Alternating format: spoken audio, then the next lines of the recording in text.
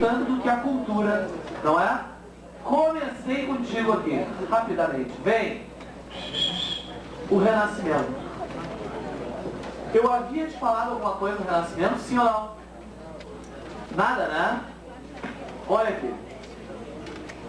Thor era um deus. O que é? Estou me perguntando se Thor era um deus. Thor era um deus. É um deus. É isso, é um deus. Não era, tá? Você era dúvida. Deus nórdico, hã? O pessoal aqui da frente está dizendo que está frio. E aí? Já aumentou. Vai esquentar agora, quer ver?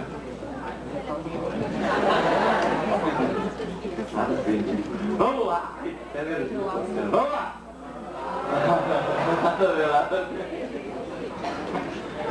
Turma! Mas é interessante. Turma, tu sabe que... Então vem comigo, ó. O que a gente vai ter aqui? O Renascimento, não é?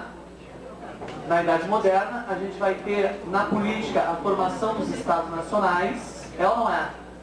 A Europa, só te lembrando, a Europa até então, o mundo feudal era o quê? Aquela coxa de retalhos, não é mesmo? Não existia uma fronteira nacional. Até abaixo da Idade Média, sequer existia um europeu que fosse capaz de dizer assim: eu sou um francês, eu sou um inglês, eu sou italiano, enfim. Ninguém poderia dizer isso, porque as nacionalidades e o nacionalismo ainda não havia o quê? Aflorado. Portanto, somente na Idade Moderna é que vão se construir os nacionalismos, as nacionalidades e as fronteiras do surgimento dos Estados Nacionais. Para isso, era preciso desenvolver uma cultura, não é? Cada um dos seus estados e uma língua oficial, é claro, que em diversas regiões da Europa se tinha. Vem comigo! O Renascimento, na verdade, só falando sobre o conceito, né? Ele é de qualquer forma, um erro. Porque se a gente fala em renascimento, subentende-se que alguma coisa havia morrido para ter que renascer. O que não é verdade. A cultura grega e romana, que vai ser a base do renascimento dessa cultura moderna, essa cultura foi preservada, sobretudo a grega, no mundo bizantino. Não é mesmo? No mundo bizantino. Então, vem aqui, ó. Aqui, cultura. Então, só te falando sobre o conceito. Na verdade, ele é um erro, mas para o mundo ocidental a gente vai usar. Se eu te perguntasse o nome de algum artista renascentista, tu passaria a semana me dizendo: é ou não é? Te falei isso aí, não falei? Tu me diria quem? Hitler, Stalin ou Leonardo da Vinci? Muito bem, Leonardo da Vinci. Essa não foi difícil, né? Foi ou não foi? Tá, mas o que eu quero te lembrar? Tu me diria Donatello, Michelangelo, Botticelli, Bellini, Giotto, Tiziano, Tintoretto, Giorgione, Masaccio, Cello, enfim, todos eles, tá? O que eu quero te lembrar? O Renascimento, minha turma, o Renascimento ele foi muito mais, escuta, muito mais do que esta galeria de artistas em suas respectivas obras. O Renascimento foi, portanto, a expressão plástica do pensamento de uma classe social que estava surgindo, que era quem? Quem estava surgindo nesse momento? A burguesia. Portanto, olha aqui, só vai existir o Renascimento com esta classe, não é? O desenvolvendo. A burguesia. Jamais esquecer isso. Certo? O que vai ser aqui o Renascimento? Anotei para ti que eu falei, ó. Então anota. A expressão vai plástica, vem comigo, do pensamento desta classe social. Certo? Burguês. Do pensamento burguês. Muito bem, mas, na verdade, se a expressão plástica do pensamento desta classe, naturalmente o objetivo desta classe com o Renascimento é fazer o quê? modificar o pensamento do homem para que este homem aceite essas modificações que estão acontecendo na política, na economia e na sociedade. Portanto, antes da gente pensar nas obras de arte, que são importantes e sempre estão lá na prova, e dos artistas, é claro, é importante a gente pensar em toda essa teoria que vai levar a essa produção artística. Partindo aqui da burguesia, então, ó, tu vai entender o Renascimento como sendo isso aqui, ó. Vem comigo. Anota aí. A transformação, não é? Do que? Passa aqui. Anota comigo. Pensamento. Ó, humano. Claro. O objetivo do Renascimento, da arte e da expressão artística, sempre é tentar modificar o que? O teu pensamento. Óbvio. É para isso que tu vai fazer o quê? Estudar, é ou não é? Tá? Se tu fica preso, sem fazer crítica, obviamente, à tradição, mas se tu fica preso a uma tradição, tu imediatamente está ligado ao passado. Não é? E aí tu impede de que aí exista um movimento progressivo das coisas.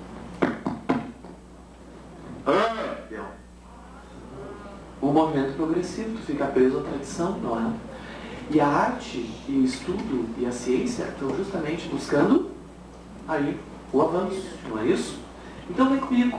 O Renascimento vai ser a transformação do pensamento humano, ó, mais do que isso, num contexto de outras transformações. Que transformações estão acontecendo no mundo lá da Baixa Idade Média e agora, da Idade Moderna? Política, econômica e social. Na economia tu vai ter o quê?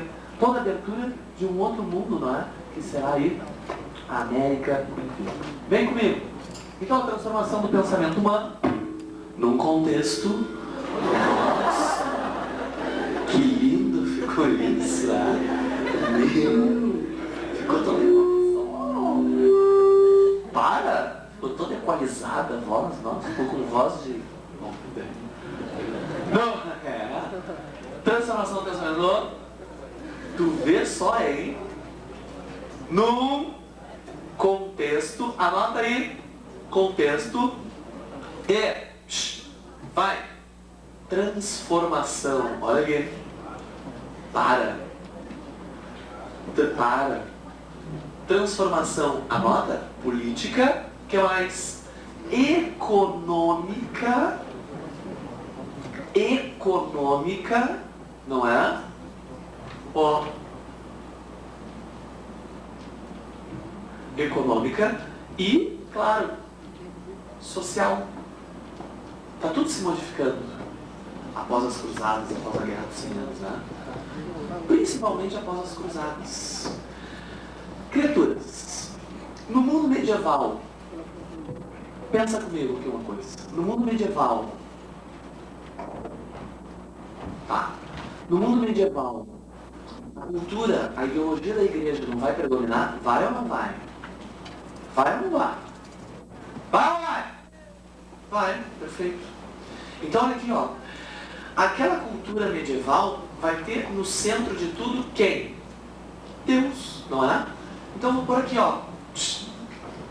Aqui é o que eu quero que tu saiba por que vai acontecer o Renascimento, não é? Ó, agora eu vou vir aqui para o mundo dos medievos, o mundo medieval. Pronto. Olha só. Lá no mundo medieval tu tem aquela cultura que o fim último de tudo sempre será Deus. A explicação de todas as coisas está onde? Em Deus. Ai, aconteceu isso porque Deus quis. Não tem essas explicações aí, não tinha no mundo medieval? Hoje ninguém mais fala isso. Mas no mundo medieval se falava aí. Ai, a vida é uma droga. Ah, isso é vontade de Deus, não adianta a gente querer ir contra. Não é? Vem comigo, olha aqui. Portanto, toda a explicação, não é, a partir da cultura proposta pela igreja, no centro e no fim de tudo tu tem Deus. Portanto, o teocentrismo, não é? Se valoriza no mundo medieval o espírito, a alma, não é isso? Deus. Não falei para vocês na semana passada aquela explicação fantástica? No mundo medieval tu chega, já devo ter comentado contigo isso, No mundo medieval tu chega e diz assim, 14 anos, chega em casa, mãe, pai, estou grávido. Grávida, né? Claro. Ai, como é que isso aconteceu? Ai, foi porque Deus quis. Ah, bom, então tá tudo bem. Claro, porque aqui o fim último de todas as explicações do mundo medieval é Deus. Só que agora com o Renascimento, ó, vem comigo. Vem comigo. Agora com o Renascimento, trata-se o Renascimento de valorizar o quê? Ó, tu tem uma valorização, vem comigo. Valorização de quem? De Deus ou do homem? Do homem. Portanto, ó, tu tem a valorização do homem. Ó, tu tinha que valorizar, o Renascimento passou a valorizar a terra, que era onde o homem vive, o mundo e a vida do homem. Então, o espírito e a alma acabaram com o Renascimento ficando para onde? Para trás, preso lá no mundo medieval, não é? Então tem a valorização do homem, ó, do mundo, não é isso? Do mundo, da terra, certo? E da própria vida. Não é isso? Minha turma, então, olha aqui, não tratou o Renascimento, escuta e cuidado, porque existe uma diferença. Não tratou o Renascimento de negar Deus, não é isso? A burguesia não seria tão suicida a ponto de, não, Deus, nada a ver. Não, não é isso. O que a burguesia vai negar com o Renascimento vai ser a arte medieval e o teocentrismo, e não Deus. Não é? Então, olha aqui, ó. Se nega o teocentrismo, imediatamente o Renascimento passa a ter como características, vem aqui comigo, passa a ter como características, ao valorizar o homem, o mundo e a terra e a vida, se valoriza o homem, portanto, em detrimento do teocentrismo, tu terá como característica renascentista, o antropocentrismo. Deu ou não deu? Então vamos anotar aqui, ó. Antropocentrismo. Cuidado, repito para ti. Não tratou-se de negar Deus, e sim o teocentrismo. A explicação última de todas as coisas está em Deus. Isto foi negado. Valorizando então o homem. Vem comigo. Centrismo. Certo? Claro que, como aqui a origem, não é? Do Renascimento vai estar na Grécia e em Roma, de lá vai ser trazido o humanismo, né? Platônico, aquele de Platão, portanto, o humanismo. Perfeito. Vem mais. Considerado pela burguesia, o Renascimento, não é? Agora surgindo e vai ser considerado pelo Renascimento, a cultura medieval como uma cultura irracional, mística, não é? Porque não existe uma explicação, não é, concreta para aquilo que acontece. Aqui todo mundo sabe, né? 14 anos chegou em casa, pai, tô grávida, tá? Né? E aí, porque Deus quis. Tu chega no mundo moderno, Deus quis, então chama Deus aí, vamos falar com ele. Aqui no Renascimento a gente já sabe que não é assim, porque aqui já existe, ou melhor, se desenvolve o racionalismo, se recupera o racionalismo, e mais do que isso, a ciência passa a explicar tudo aquilo que acontece. Ou seja, o misticismo, não é? Aí medieval passa a ser completamente também negado agora pelos renascimentos. Então, tu tem não só o racionalismo, mas o cientificismo como característica. E claro, não é? A sociedade burguesa nascendo, imediatamente, característica básica desse novo momento será o individualismo. Certo? Então, o que eu quero te dizer? Essas características aqui serão extremamente importantes neste mundo moderno com o Renascimento, que vai fazer justamente isso, fazer com que o homem passe a questionar as coisas e justamente aceitar aquilo que é diferente. Claro, mas de uma forma racional, depois de feito um trabalho, não é, sobre aquilo que está nascendo. Certo? O que eu quero te dizer? Este renascimento, portanto, ele vai ser imediatamente contrário a esta cultura aqui, que durante mais de 1000 anos foi propagada pela igreja no mundo medieval. Certo? Deu até aí, turma? Deu ou não deu? Pergunto uma coisa para ti. O homem neste momento aqui no Renascimento, o artista, ele é um virtuoso e criadora? Ou seja, ele tem liberdade de expressão artística, sim ou não? Sim ou não? Cuidado, hein? Jamais. Quando é que o homem passa a ter liberdade? Quando é que o artista passa a ter liberdade de criação? No período da Revolução Francesa, após a Revolução Francesa, quando a arte se torna o quê? Objeto de consumo. Quando a arte, então, passa a ser consumista. Não é isso? Até a Revolução Francesa, o Leonardo da Vinci não acordou uma sexta-feira ensolarada de manhã e disse: hoje eu vou fazer a Mona Lisa. Né? Ele não fez isso, porque as obras eram o quê? Encomendadas. Portanto, o artista ele não vai ter liberdade de produção artística, de criação, sim, porque ele vai fazer o que ele quer, embora ele não possa fugir às regras daquele que vá pagá-lo. Na verdade, o primeiro artista a conseguir a liberdade e por isso morreu pobre, e o seu funeral foi acompanhado apenas por um cachorro, foi quem? Wolfgang Amadeus Mozart, lembra?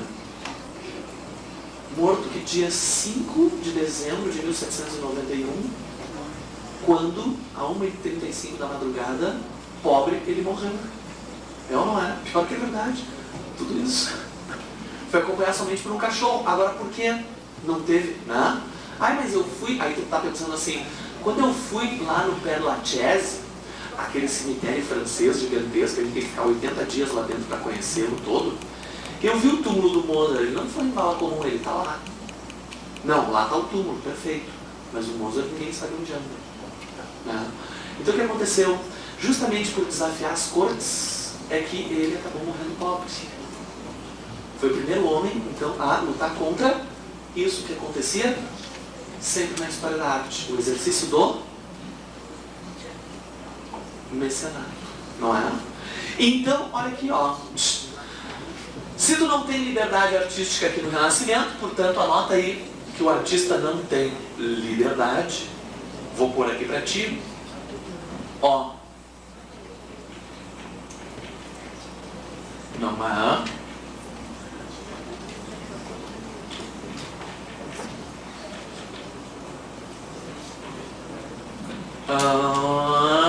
Homem livre.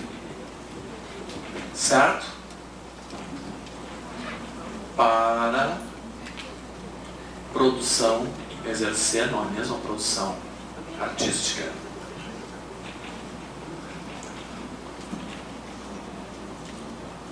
Estou colocando aqui para ti. Produção.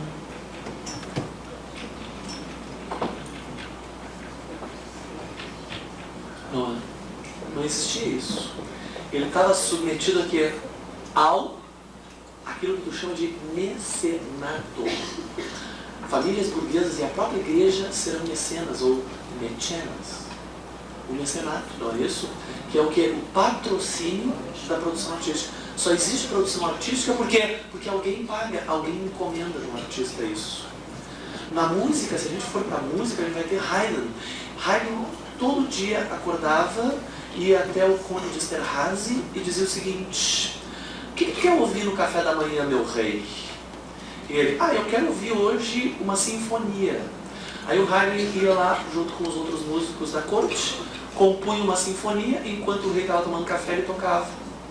Deu. Amanhã eu vou querer outra. Pode ser uma área, pode ser alguma coisa diferente. Não pode ser essa mesma? Não, essa aí eu já ouvi, não quero mais ouvir. Tu tá me entendendo? Então a produção artística, ela é o quê? Comprada. Ela é paga nesse momento. Né? Ó, passa pra cá, passa pra cá. Ai! Passa aqui. Ó, criaturas. Então, o que a gente tem? Vai! O exercício do mecenato. Tá? O que vai ser o mecenato? Justamente isso. A obra é produzida mediante o que? A encomenda de alguém. Portanto, o patrocínio, não é? Da produção artística.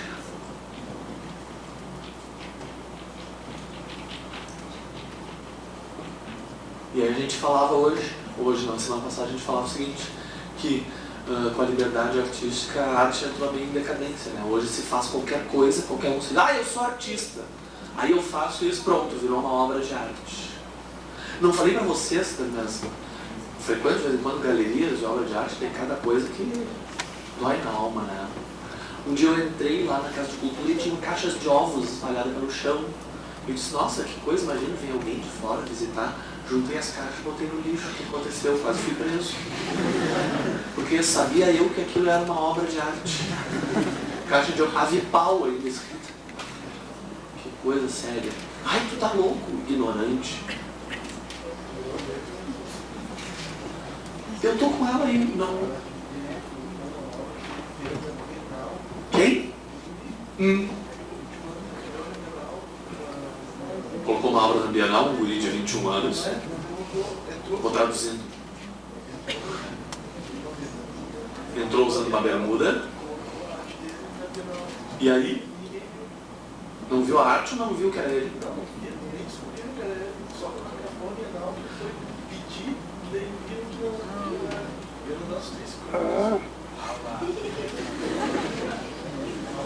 Que é isso?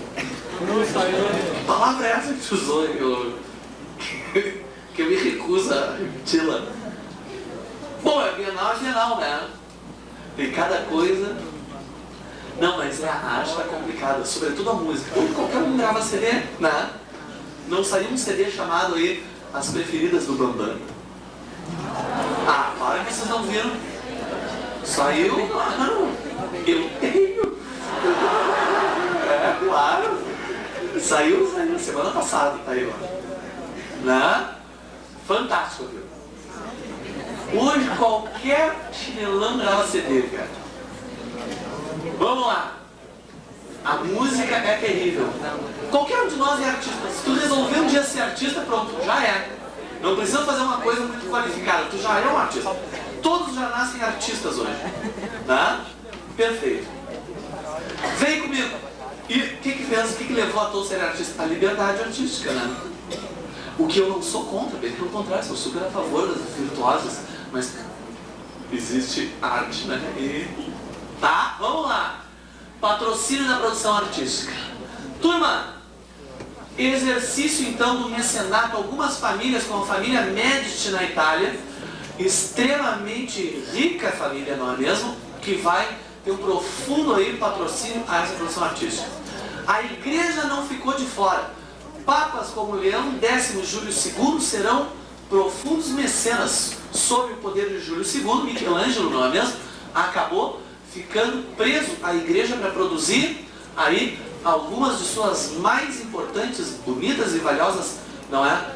Esculturas, pinturas, enfim. O que mais que eu quero te dizer? Vem aqui comigo.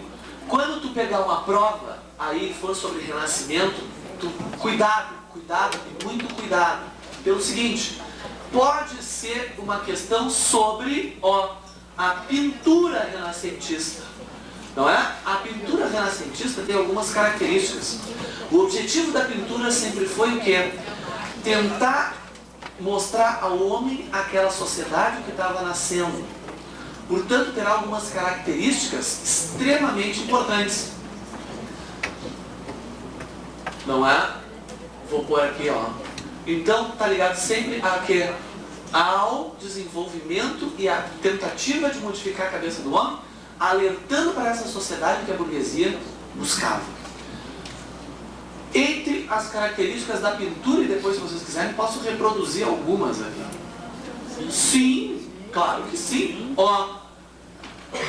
Tu tem, primeiro, sempre uma pintura renascentista. Quando chegar, olhou um quadro, estará ele com uma profunda característica que é a proporcionalidade. A proporcionalidade. a distribuição daquilo que é pintado na tela é extremamente bem feita. Tudo que tem um lado obrigatoriamente deverá ter no outro para te dar essa noção de simetria, proporcionalidade e equilíbrio. Não é mesmo? Então, proporcionalidade, vamos colocar aqui, equilíbrio, ó, e o que mais? Simetria. Pronto. Mais do que isso, claro que lá no segundo período do Renascimento, na segunda fase, depois vamos ver algumas fases, não é? As 3 fases do Renascimento. Na segunda fase do Renascimento surge a pintura a óleo, aquela mais utilizada hoje. Mas é bem verdade que neste momento aqui, tendo essas 3 características extremamente importantes, depois eu te mostro na tela, vamos fazer aqui. Ó, tu tem o quê? Aquilo que a gente chama a pintura, o afresco. O que é um afresco? Ao respeito, o que é um afresco? Oi? Isso aí. Ó, a pintura renascentista, principalmente, não é? Desenvolvida a partir de afrescos. O que é um afresco? No momento que tu não tem a tinta óleo, o afresco tu faz o gesso, bota corante no gesso e pinta com gesso. Não é isso? Então, ó, os afrescos, não é? O que? É uma tinta. Aqui a base de gesso mais corante. Então são algumas coisas importantes aqui que a gente tem que diferenciar daquilo que é tinta óleo. Outra coisa, se sempre tu terá aqui como característica a proporcionalidade, o equilíbrio e a simetria, foi comum, não é? Ó, no Renascimento, a utilização daquilo que a gente chama a forma piramidal. A forma piramidal, ou seja, pirâmide, símbolo de quê? De equilíbrio, não é? Então, olha aqui, se eu fosse desenhar a Mona Lisa para ti, La Gioconda, olha o que eu ia fazer. Perfeito eu faria. Tal qual o Leonardo fez. Ela é, sobre todas as coisas, um triângulo. Está aí a Mona Lisa. Não a costura que ela tem na golinha, né, da roupinha que ela está usando. Mas enfim, ó, tá ela aqui. Os braços cruzados aqui, pronto. Não é mesmo? E lá atrás, olha uma coisa importante, a natureza. Que não aparecia nas obras medievais. Na verdade, no mundo medieval, tu tinha apenas um plano. Aqui, tu vai ter, com o Renascimento, na pintura, a noção de tridimensionalidade. A profundidade na obra de arte, não é?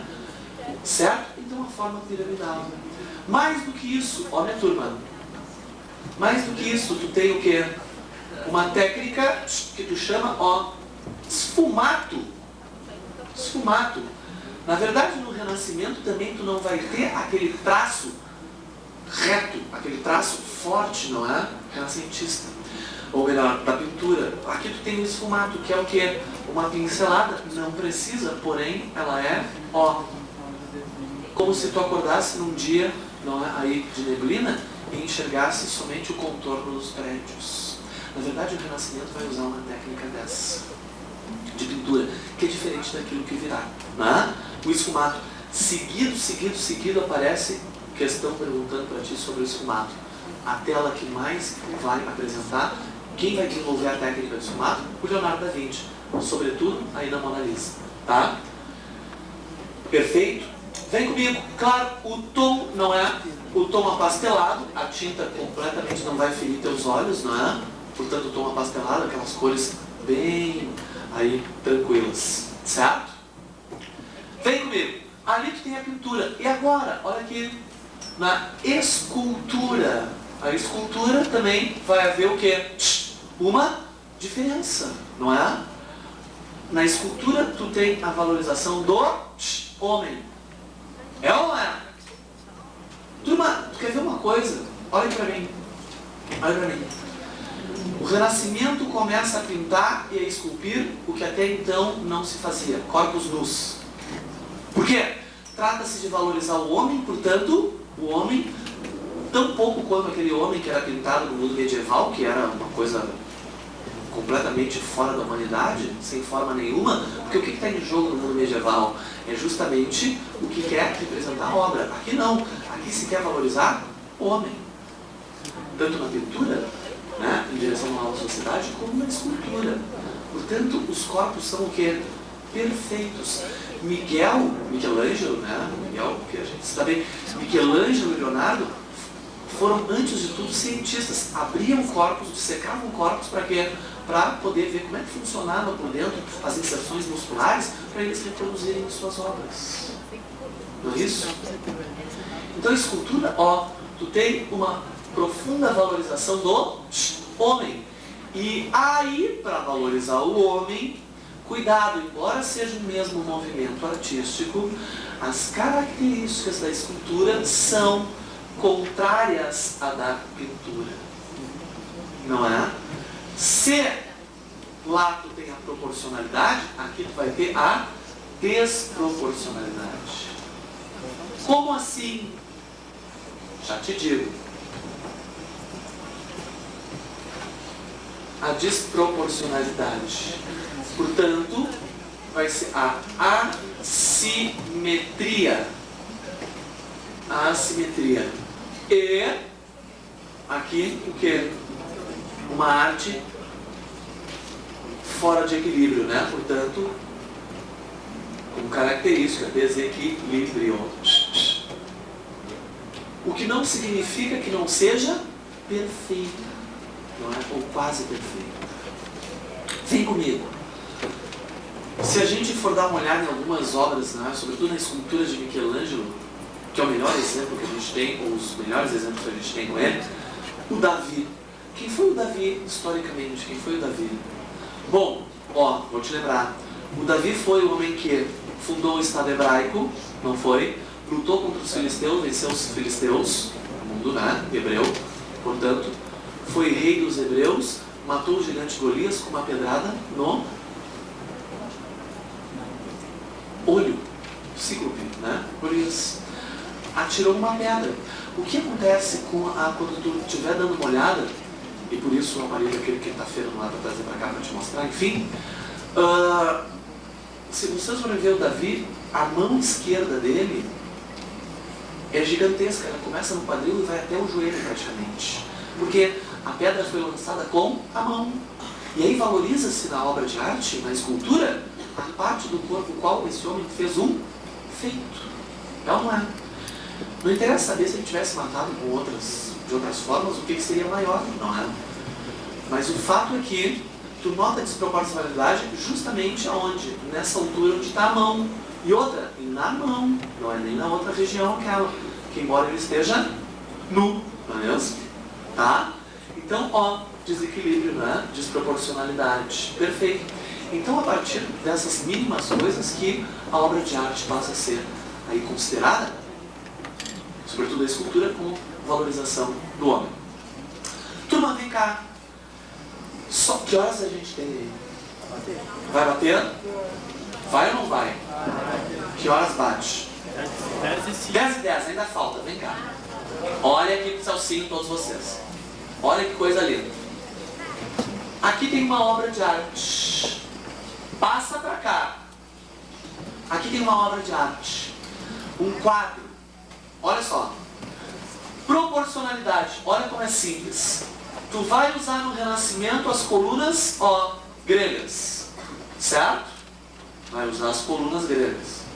Que estão elas. Perfeito. Quer dizer, mais ou menos perfeito. Olha que lindo. Olha pra cá. Tudo que tu tem num lado, escuta, ó. Aí vem a parte romana da coisa, né? As colunas gregas, o arco romano. Vem.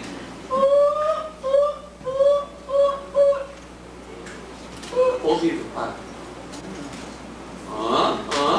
Pronto. Olha que lindo. Uma portinha, pronto.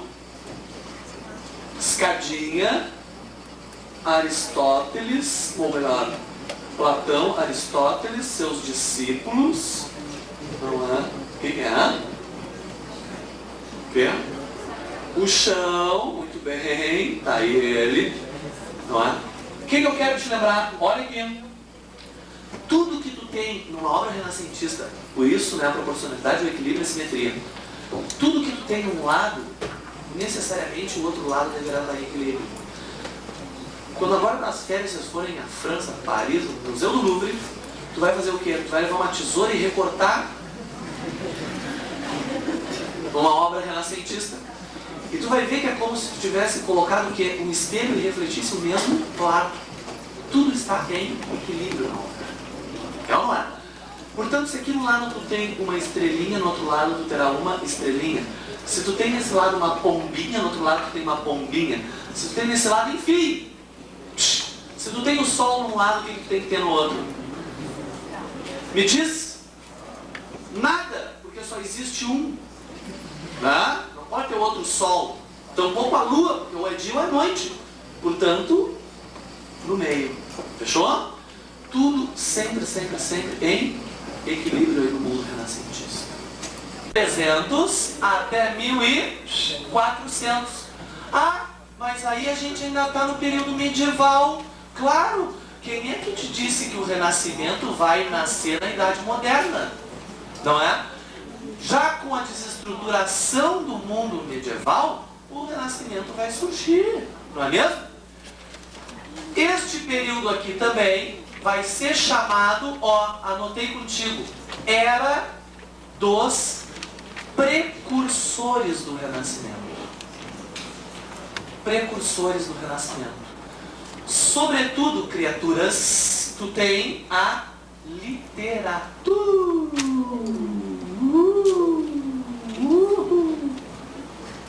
Eu não sei isso aqui, literatura, né? Olha, traduza. Só lembrar de tudo que tem que fazer, né? O que é isso aqui? O que é isso? Eu não sei, tá vendo? Só lembrar de tudo que tem que fazer, né? Isso? É assim? Hã? Tu tá mentindo. Que lindo, hein? Que coisa. Mandem mais. Isso é bacana. Mas sem sacanagem, viu? Eu vou sair dizendo. Mas eu tenho que decorar depois, vou guardar. Hã? Digo pra minha mãe. Não tô mandando, não. Ai, que eu parto, não é isso? Ai, que legal. Nossa, que emoção.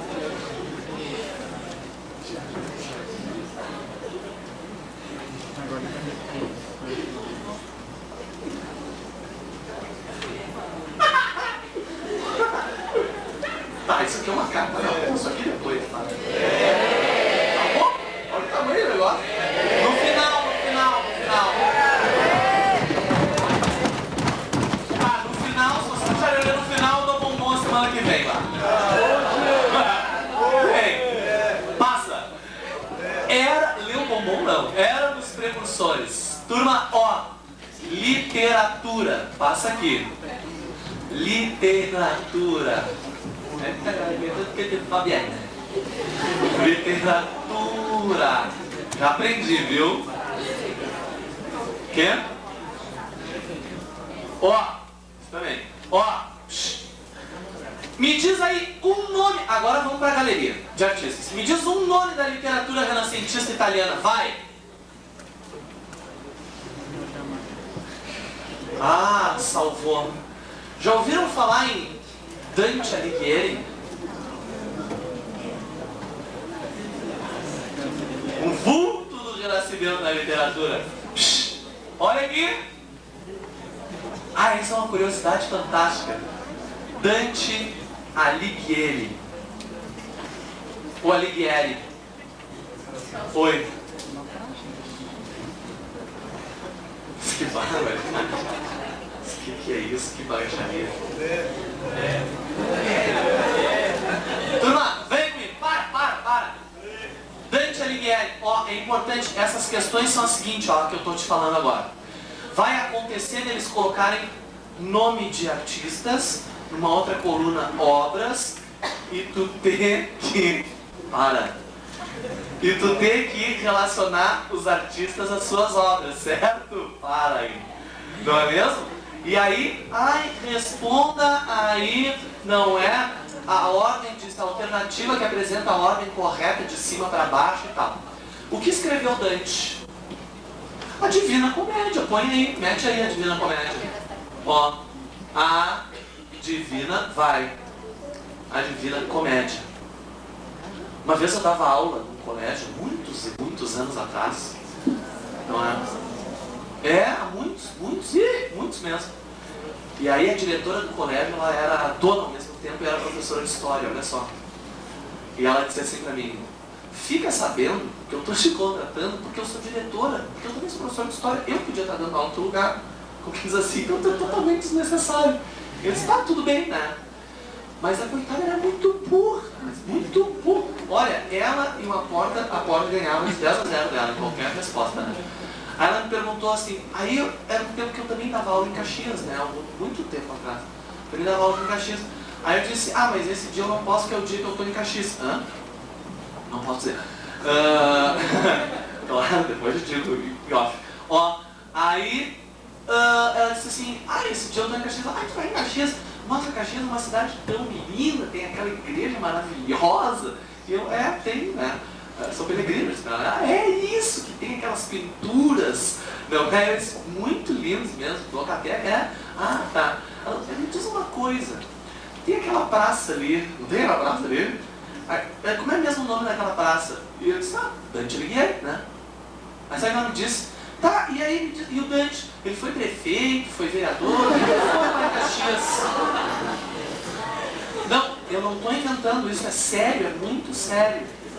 Eu fiquei tão constrangido, até eu disse, me tirando, né? Isso aí não precisa nem nunca ter passado dentro da universidade para saber uma coisa dessa. Aí eu fiquei tão constrangido de dizer pra ela, tu é burra? Um animal? Aí sabe o que eu falei pra ela? Sim, eu acho que ele foi vereador. E ela, deve ter sido, porque, tu vê, tem uma praça com o nome, né?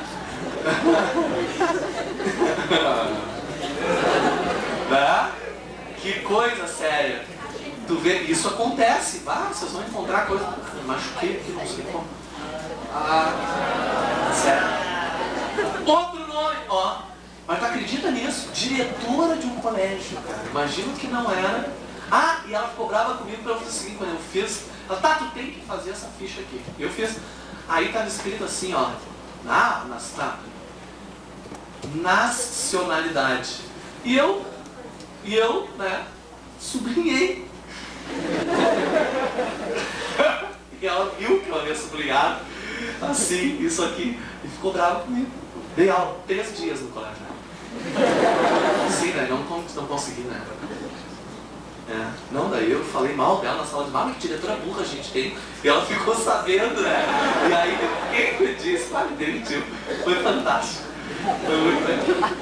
Ela me fez um favor, na verdade, porque ela estava em... Era importante. Claro. Em Pelotas ninguém falaria uma coisa dessa, mas todo mundo sabe quem foi. Vem pra cá então. Outro nome no Renascimento na literatura, Petrarca. Petrarca, não tem Petrarca? O que escreveu Petrarca? Já apareceu na prova, um livro, muito bem. Sonetos a Laura, não é isso? Anotamos aqui, que bonito! Sonetos a Laurinha. Laura, perfeito. Um outro nome da literatura no Renascimento, Boccaccio. Isso, Boccaccio, né? Grande nome. Contos eróticos. Até hoje se discute no meio acadêmico se Boccaccio de fato ele teve condições de escrever aqueles belíssimos contos ou ele apenas colocou um nome ali na obra. Não, coitadinho, né? Boccaccio, escreveu o quê? Decameron, claro. Perfeito. Turma, Por que o Renascimento ele inicia aí, não é, na literatura? Bom, obviamente eu devo te lembrar o seguinte, vem aqui comigo. Sempre que se desenvolve um movimento artístico-cultural, que o objetivo, e sempre vai ser o objetivo, modificar o pensamento do homem, modificar o pensamento humano como foi o Renascimento, olha aqui, imediatamente isso é feito pela literatura. Só vou te dar um exemplo e olha esse exemplo. Une literatura com história do Brasil. Século XIX, 1822, o Brasil se tornou independente. Sim ou não? Não interessa a gente discutir aqui se tornou independente de quem foi, deixa pra lá. Tá, depois então. Ó, não interessa essas discussões, interessa saber se tornou independente. Consequentemente, vindo acompanhando a literatura, que movimento artístico se desenvolveu, ou melhor, literário se desenvolveu no século XIX no Brasil? Tu sabe, o romantismo, foi ou não foi? Foi ou não foi? Tá, e o romantismo tem como característica o quê? O nacionalismo ufanista, é ou não é? Que é de valorização do quê? Das coisas da terra. Na verdade, se tu pegar os romances aí, sobretudo de Alencar, vai ter, bom, enfim, vai ter as divisões, né? Mas o que a partir da literatura se tentou desenvolver na gente que agora, que estava independente de Portugal? Um sentimento nacionalista, um sentimento de nação, valorizando as coisas daqui, não é isso? A mesma coisa vai acontecer aqui, ou aconteceu no passado, no Renascimento. Para modificar o pensamento do homem, tu deveria modificar o quê? Através da consciência, iniciando pela literatura. Porque é aquilo que tu vai ler que vai ir te transformando aos poucos. Perfeito. Tem esses três nomes importantes aqui na literatura, não é mesmo? E também vai ser no 300 que a primeira peça ou obra da arquitetura renascentista vai aparecer. Hein? Claro que eu não quero que tu te lembre, mas por favor, até a prova tu tem que saber. Quem na arquitetura do Trecento vai, não é, marcar este momento renascentista? Me diz um arquiteto chamado Brunelleschi. Anotamos aí contigo, ó. Vai. Anota.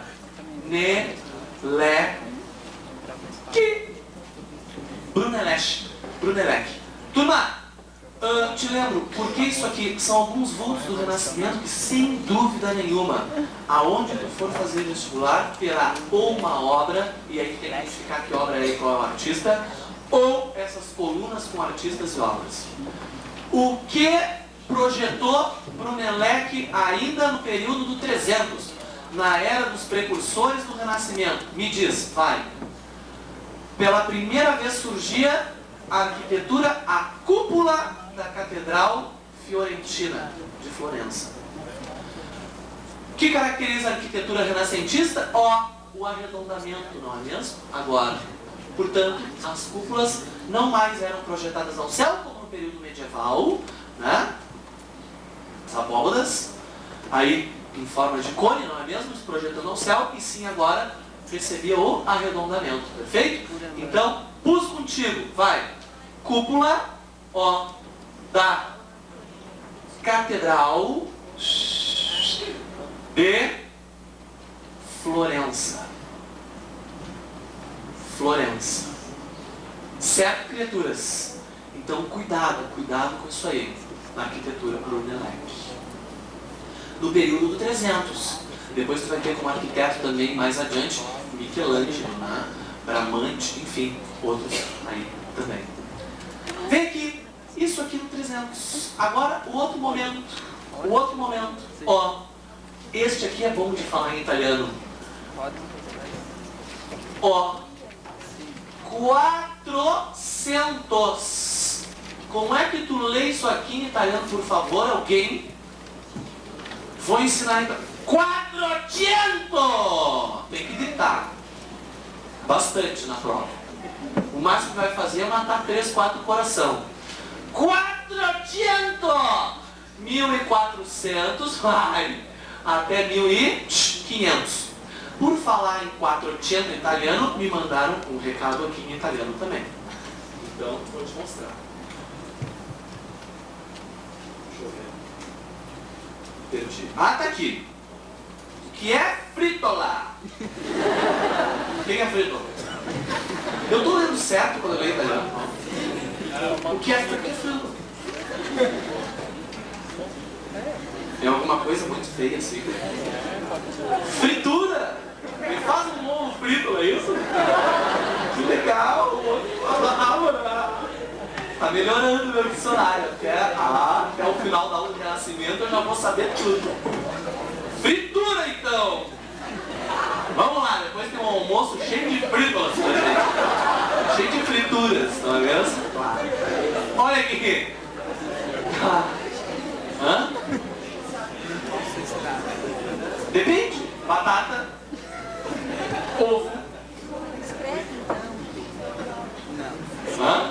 Não, tenho vergonha. Vem pra cá. Ó, essa aqui chamada... Isso deve ser sacanagem.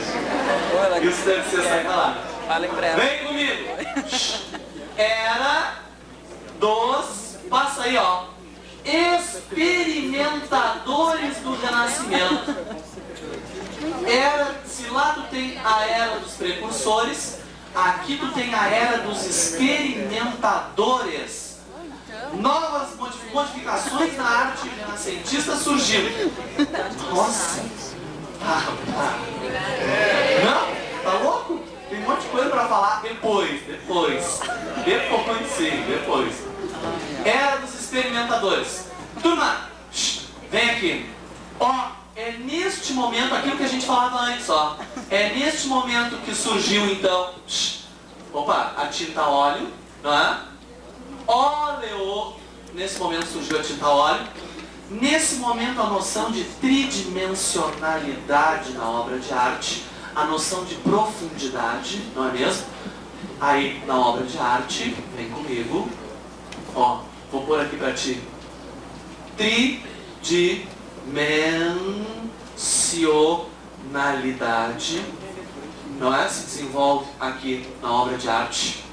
É neste momento que com a pintura, os afrescos sendo substituídos com a pintura, não é? Pela tinta óleo, o afresco é substituído, né? Mas ele será utilizado sempre, né? Ó, tu ainda vai ter o quê? O jogo de luz. Ei!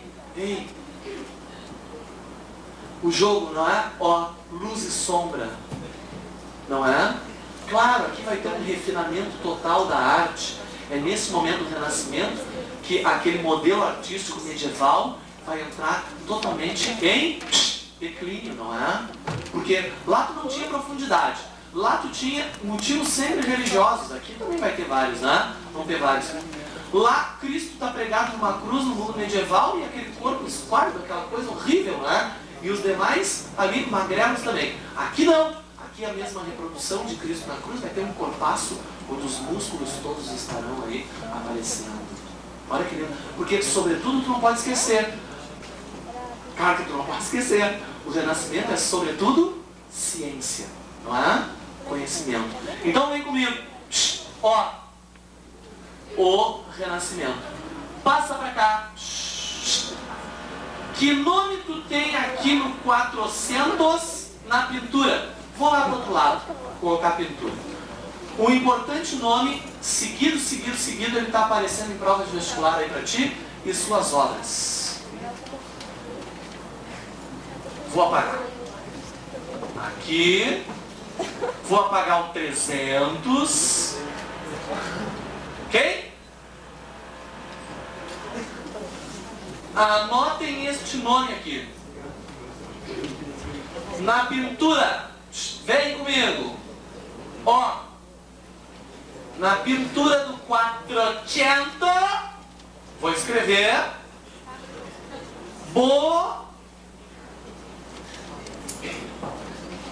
Como é que se lê isso aí? Que Botticelli, o que? Botticelli. Botticelli. Para! Botticelli. Me diz uma coisa extremamente importante, hein? Sempre eu vejo, encontro de vez em quando com ele nas provas. Olha, o Botticelli. Me diz o nome de uma obra do Botticelli, vai. Botticelli. Eu abreviei, Lorena. Escuta, Nascimento de Vênus. Anota aí. Nascimento de Vênus. A Vênus saindo de dentro da ostra, nua, o vento soprando-a e alguém trazendo um manto a ela. Que bonito, né? Que bonito. Tá ali ela. Então, ó, vai comigo. Nascimento de Vênus.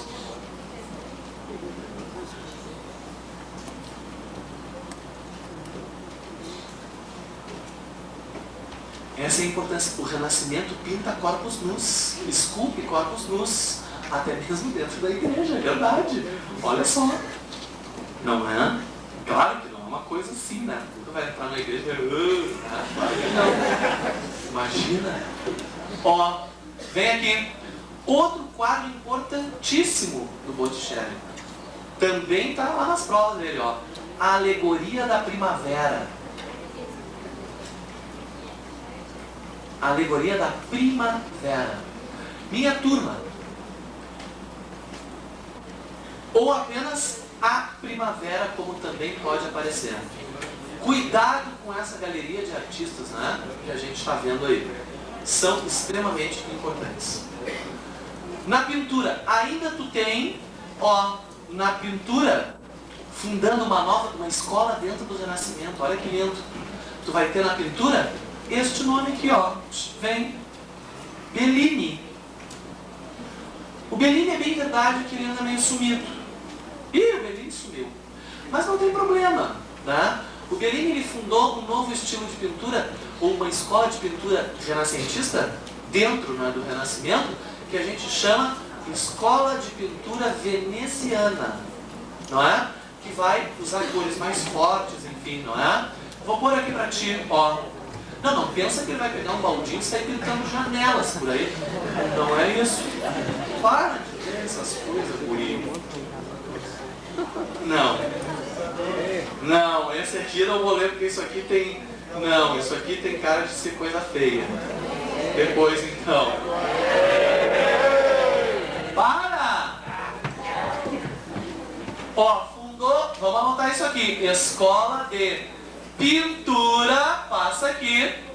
Ó, não vou ler. Agora, Veneziana. Criaturas, Bellini teve alguns discípulos, como por exemplo, Tiziano, Giorgione e Tintoretto. Hein? Ainda bem que eu falo português, né?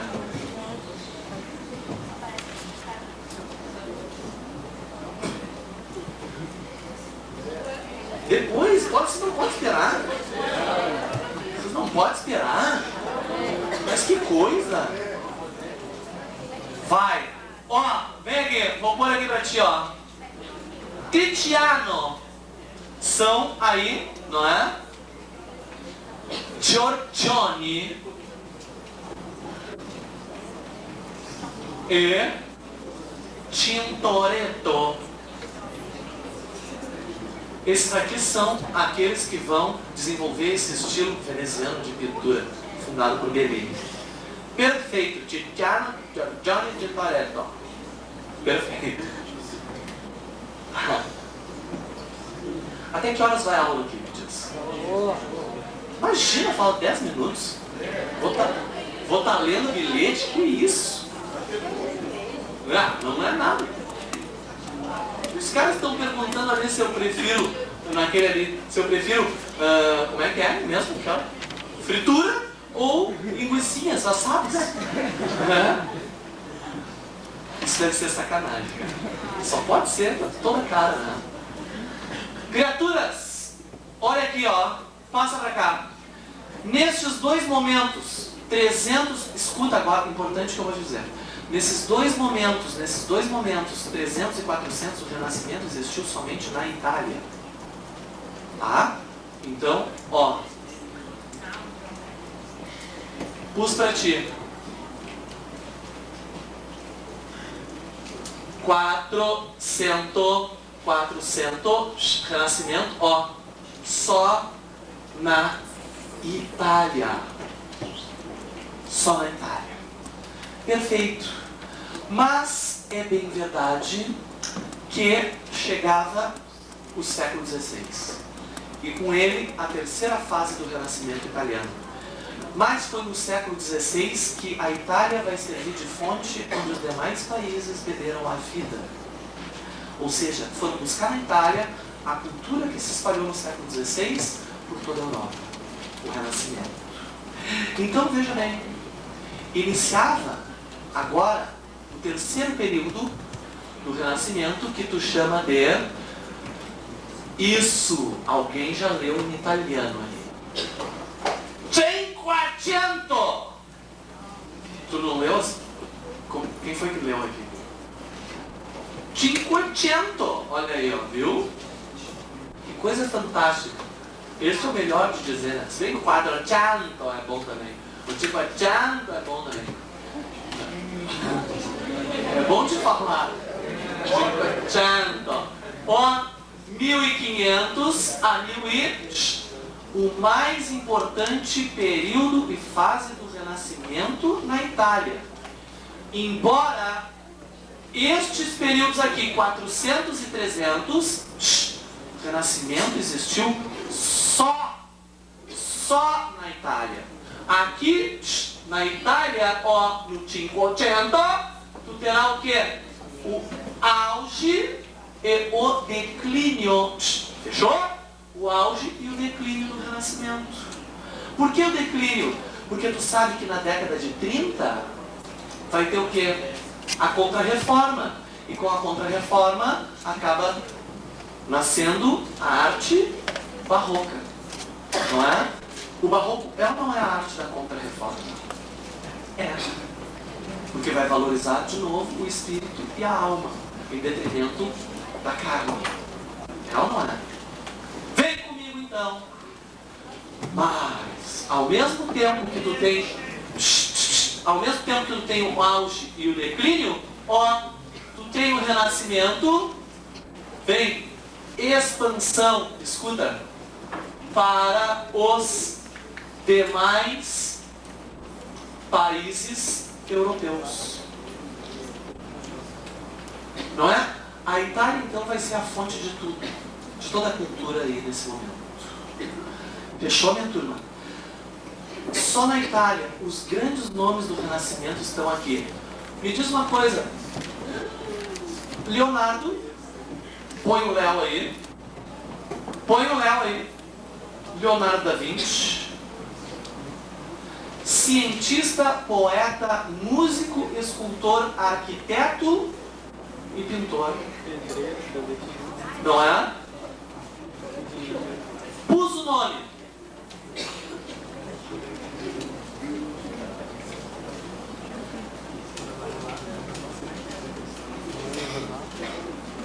Só vou te falar isso aqui. Depois, então, a gente, né, vê outra coisa. Olha aqui. Diz uma coisa. Quadro do Leonardo da Vinci. Tu sabe? Me diz uma pintura do Leonardo só. Uma só. Mona Lisa lá, Gioconda. É ou não é? Encomendado por um homem chamado Gioconda, o qual a esposa, o quadro da esposa ele queria. A mulher que ele viu uma vez, foi lá, pintou toda errada, coitada, enfim. Mas entregou o nome, não sabia o nome dela, colocou o nome do marido no feminino, Gioconda. Não é mesmo? O marido, o homem que havia encomendado a obra, trocou de nome para Mona Lisa. Lisa Ghirardelli era o nome oficial da esposa. Ah? Conhecidíssima, né? Então, ó, Mona Lisa, vem. Ou La Gioconda. Outra obra que sempre do Leonardo, quando tem questões renascentistas, elas estão lá. Cuidado a Mona Lisa, a técnica utilizada, eu havia te falado, o esfumato, não é? Aí, profundamente desenvolvido por Leonardo da Vinci.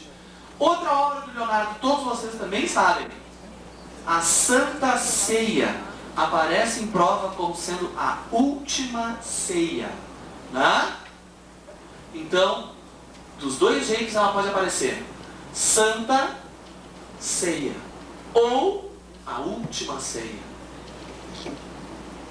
Não é ceia, ceia. O Abel lá falou ceia. Não, é última ceia. Perfeito. Criaturas, ele, o grande nome do Renascimento, o imortal, quem? Quem? O Miguel. Anotem o Miguel por último aí. Por último não, né? Depois dele tem um monte aí. O Miguel.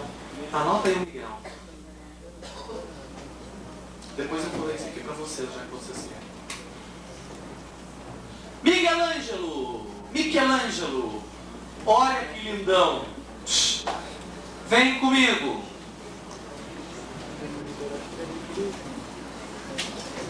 Michelangelo! Assistir ao filme Agonia e Êxtase sobre a vida de Miguel. Tá? Extremamente importante. Quando ele foi preso pela igreja, não é? No exercício, claro, do mecenato católico, fez com que o Miguel produzisse algumas coisas. Me diz uma coisa, criatura, vem. Na pintura, o que tu tem do Miguel aí? Por favor.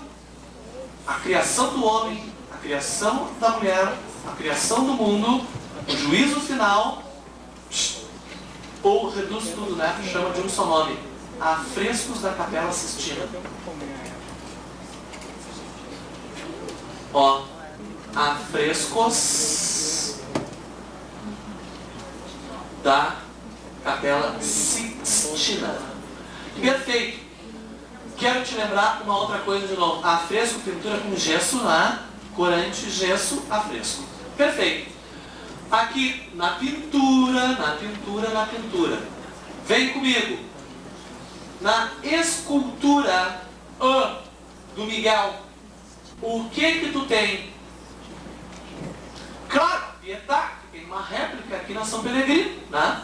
A Pietà, para mim, a mais perfeita obra, né? Aqui na escultura do Renascimento.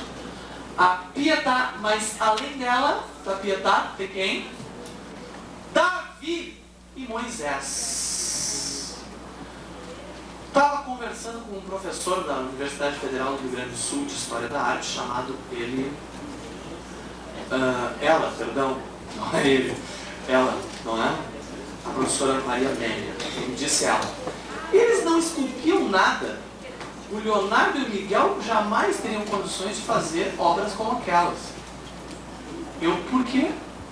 Né? Bom, ela, professora da Universidade Federal, deve saber o que está falando.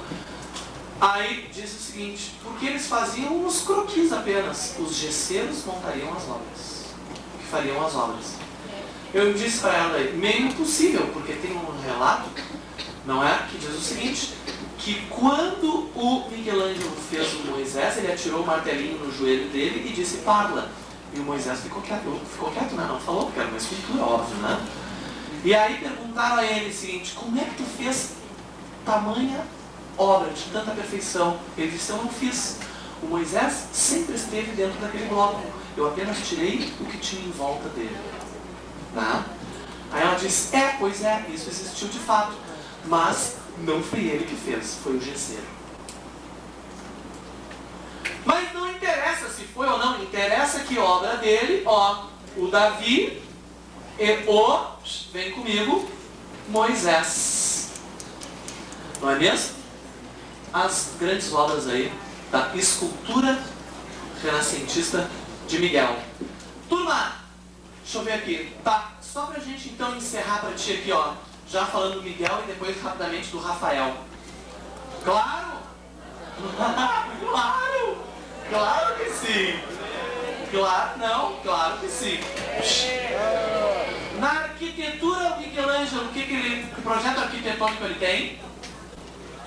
Por favor! Basílica de São Pedro. Não é? Ele e Bramante. Anota aí então na arquitetura. Basílica de São Pedro. Quando tu viu a Basílica de São Pedro, interessante, projeto arquitetônico, quando tu vê a praça, ela é feita o quê? A partir de 2 braços, né? Abraçando a população, a cristandade. Lindo, né? O projeto arquitetônico do Miguel e do Bramante. Certo? E no renascimento do quinhentismo na arte, este último nome, Rafael, que tem só esta obra aqui. Vem comigo! Só esta obra? Não. A única que é possível entrar no vestibular. Anotem, Escola de Atenas. Certo? Certo.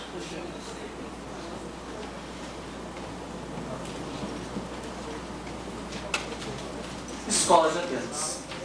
Fechou. Muito bem. Quando aqui voltar...